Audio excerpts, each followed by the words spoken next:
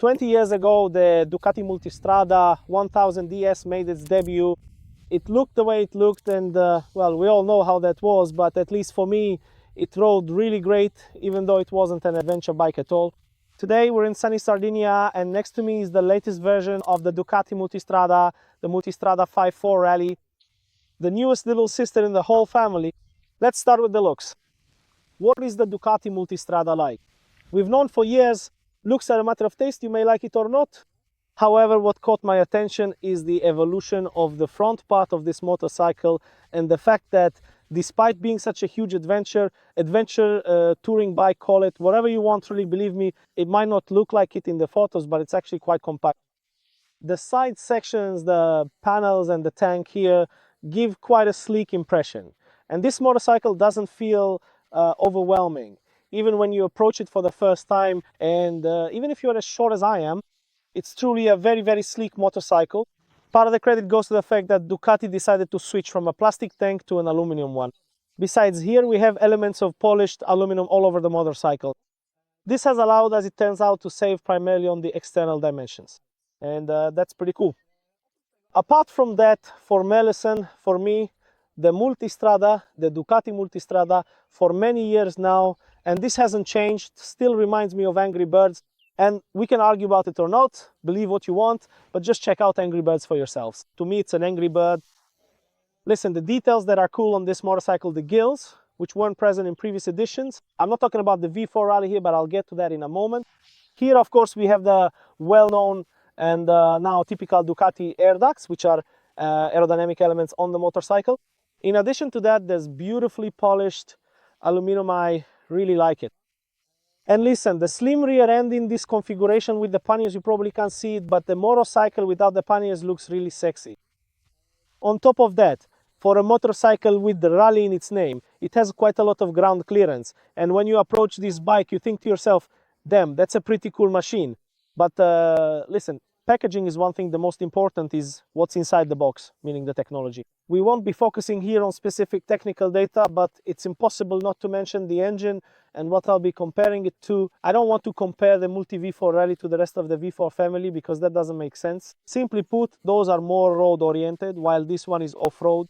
What I want to compare the new V4 to is the Ducati 1260 Enduro, which in my opinion is a much better point of reference. What we have here in this package is a V4 engine, so compared to the Ducati 1260 Enduro, we have a bit less displacement, a bit more power, because the new Ducati is aiming for the top tier, and we have 170 horsepower available. We have a bit less torque, but in return 2 additional cylinders. There's actually a very interesting story connected to these cylinders, because in this model and the previous V4S didn't have this, we have an improved system for deactivating the rear cylinders. So, you know, these two lamps here, the 2 rear cylinders, if you're riding below 4000 RPM or you come to a stop, they stop working. What does this give us? Well, 2 things.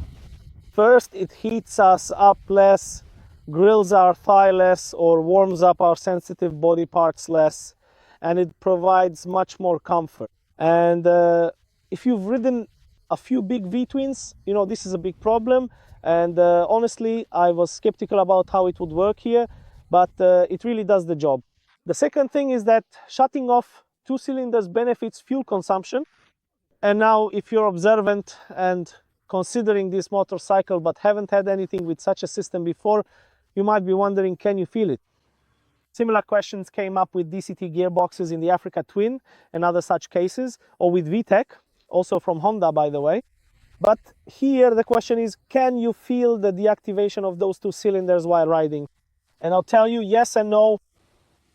You can feel it when you're actually riding on a straight road and hovering around those 4000 RPMs, gently raising or lowering the revs, opening and closing the throttle. And at that moment, you'll be able to catch a slight something. It's not a jerk or anything like that, but it's this feeling when you just know, oh, something just changed now. However, during normal use, regular driving, when you forget that the cylinders are deactivating, you don't feel it at all. And I was really surprised. Another significant technical change compared to the 1260 Enduro is the suspension. There's no more sacks. Now the suspension is branded by Ducati Skyhook. What does it give us? Well, we have fully electronic adjustment. We can adjust damping and rebound, and these change depending on the riding mode you select. How does it change? Well, as usual in the premium class, it's imperceptible because that's the point. The idea is for the suspension to do its job without you noticing the changes.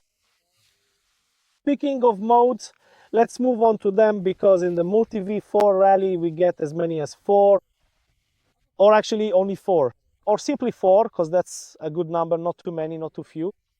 It doesn't give you a headache either. I'll skip the 3 modes that are already well known to Ducatisti and focus on the new Enduro mode. That's because in Enduro mode you get what everyone loves most. You can turn everything off. If you like riding off-road with everything turned off because you're a real pro, the latest Ducati will let you do just that. Speaking of Enduro mode, I want to talk about how it works on the standard preset, because we did quite a bit of off-roading and I was genuinely surprised.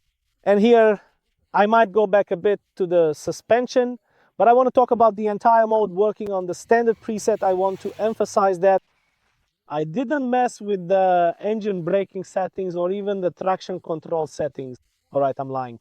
I did tweak things a bit later, but at first I rode with the standard settings, so I didn't touch the engine braking, traction control, ABS, and so on. I just use what the factory Enduro mode offers. And you know what? This is where the Multi V4 Rally surprises me the most, because it's incredibly good in this kind of terrain. It really handles itself well. The suspension does its job even when you switch the riding mode from road, from touring or sport to enduro and head off-road.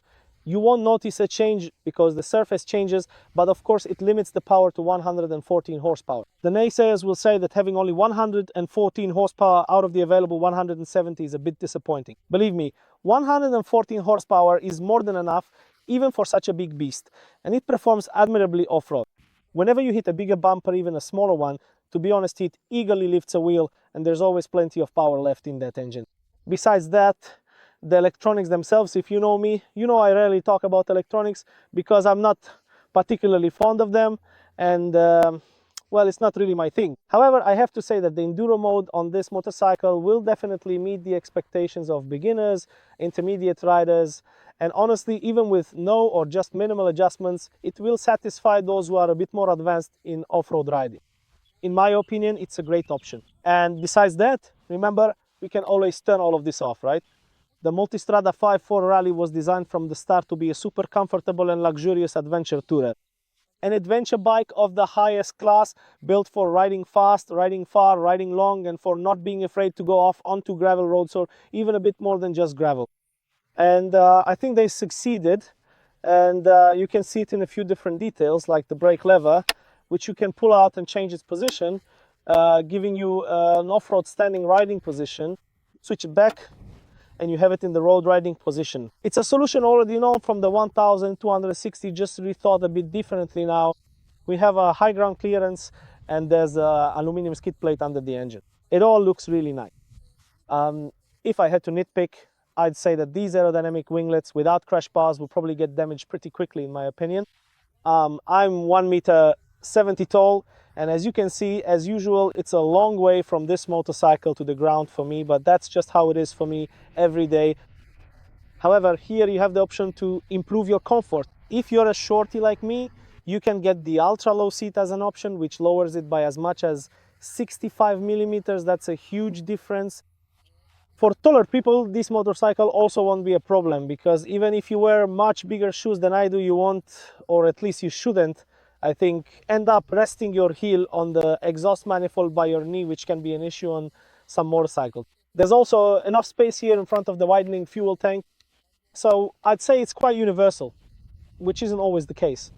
And now, the downsides of this motorcycle, because I like to nitpick equipment, and I'll tell you, as I ride this multi, I keep thinking about what I don't like about it, and what comes to mind is that it annoys me that I can't find anything to complain about, because the subframe is bolted on, which is great, and the levers are foldable. The gear shift lever, by the way, is also foldable for off-road riding. All right, let's nitpick anyway. The handguards, like in every modern adventure bike, are made of plastic, and if you want to think of them as serious protection, you'll need to replace them. These winglets, without crash bars, will probably fall off after the first tip over, and for this price the windshield could have been electrically adjustable instead of manual. Well, that's about it. And the most annoying thing about it, aside from the price, is that I really have a hard time finding anything to nitpick about. Even the electronics didn't bother me that much. There are motorcycles where getting through all those options is even worse than it is here. So to sum up, as usual, the question should be, who is this motorcycle for and who should actually care about it? Who should be looking in its direction and who shouldn't? First of all, I think that owners of the 1260 Enduro will be looking longingly at the new Multi V4 Rally and will be eager to get their hands on it because they already know what to expect, and now they're getting it better packaged, more powerful, a bit lighter and better looking. So, you know, it will definitely be a fantastic solution if you love long distance travel, great touring, riding with a passenger, and you like everything to be top shelf, right? This is the perfect choice if you like to leave a few guys on sport bikes in the dust on mountain twisties.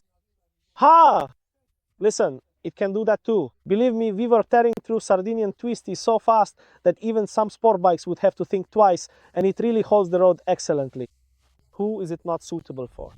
For all of you complainers who think that if you buy a huge adventure bike that weighs a quarter of a ton and has 1,000,000 horsepower, it will go off-road just like, say, the humble Suzuki DRZ 400. Well, it won't. This is not an enduro. It's not a bike for tearing through off-road terrain. It's a motorcycle that can handle some off-road obstacles. But honestly, I wouldn't want to have to pull it out of the Mudan, definitely not by myself. So if that's the kind of rider you are, this isn't the way to go and you shouldn't be looking for this. The Multi is a fantastic, versatile tourer, and let's leave it at that. Check out the rest for yourselves during test rides and decide if you like it. That's all from me. Bye. Take care. See you.